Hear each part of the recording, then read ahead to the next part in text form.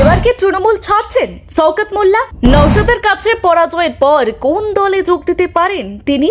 ISF নাকি BJP? জানিয়ে দিলেন নিজের মুখে। ঠিক কি জানিয়েছেন শওকত মোল্লা? দেখুন পুরো ভিডিওতে। ভাঙড়ের রাজনীতিতে দীর্ঘদিন ধরেই অত্যন্ত প্রভাবশালী মুখ হিসেবে পরিচিত শওকত মোল্লা। একসময় যাকে অনেকেই ভাঙড়ের বেতাজ বাদশা বলতেন, সেই শওকত মোল্লাকেই এবার কঠিন রাজনৈতিক বাস্তবতার মুখোমুখি হতে হচ্ছে। রাজ্যে তৃণমূল কংগ্রেসের খারাপ ফলের সঙ্গে সঙ্গেই ভাঙড়েও বড় ধাক্কা খেয়েছে দল। আর সেই আবহেই শওকত মোল্লার অবস্থান এবং ভবিষ্যৎ রাজনৈতিক পরিকল্পনা নিয়ে শুরু হয়েছে জোর জল্পনা। বর্তমান পরিস্থিতি নিয়ে সংবাদ মাধ্যমের মুখোমুখি হয়ে শওকত মোল্লা জানিয়েছেন, দলের বহু কর্মী সমর্থক এখন ঘরছাড়া অবস্থায় রয়েছেন। তার দাবি, ভোটের পর এলাকায় একাধিক তৃণমূল কর্মী অত্যাচারের শিকার হয়েছেন। রাজনৈতিক পরিবর্তনের পর এলাকায় চাপা উত্তেজনা তৈরি হয়েছে বলেও ইঙ্গিত দেন তিনি। শওকতের কথায়, আমাদের বহু কর্মী সমর্থক ঘরছাড়া, অনেকেই অত্যাচারের শিকার।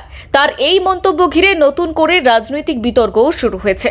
কারণ ভোট পরবর্তী হিংসা এবং রাজনৈতিক প্রতিহিংসার অভিযোগ বাংলার রাজনীতিতে নতুন নয়। তবে এবার সেই অভিযোগ শোনা যাচ্ছে ভাঙড়ের মতো রাজনৈতিকভাবে স্পর্শকাতর এলাকা থেকেও। প্রশ্ন উঠছে, এই কঠিন পরিস্থিতিতে দলের অন্যতম শক্তিশালী নেতা হিসেবে তিনি কি পদক্ষেপ নিচ্ছেন? উত্তরে শওকত মোল্লা জানিয়েছেন, এখনো পর্যন্ত দলের তরফে কোনো নির্দিষ্ট নির্দেশ আসেনি, তবে ঘরছাড়া কর্মীদের একটি তালিকা তৈরি করে দলের কাছে পাঠানো হয়েছে।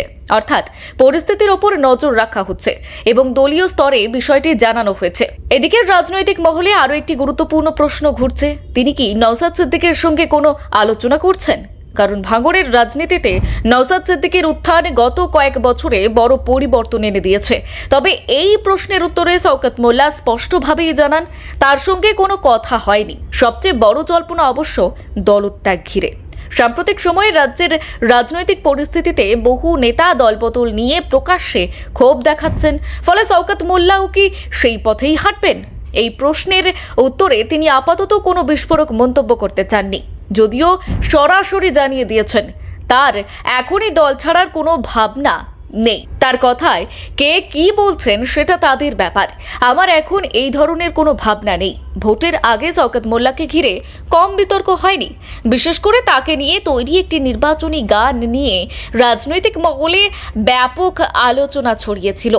আর সেই সময়েও তিনি দাবি করেছিলেন, ওই গান আসলে একটি নির্দিষ্ট রাজনৈতিক দলের রুচির পরিচয়। যদিও ভোটের আগে তার দৃঢ় বিশ্বাস ছিল ভাঙড়ের মানুষ তার পাশেই থাকবেন, কিন্তু ভোটের ফল সম্পূর্ণ উল্টো ছবি দেখিয়েছে। ব্যুরো রিপোর্ট, গলসি বার্তা।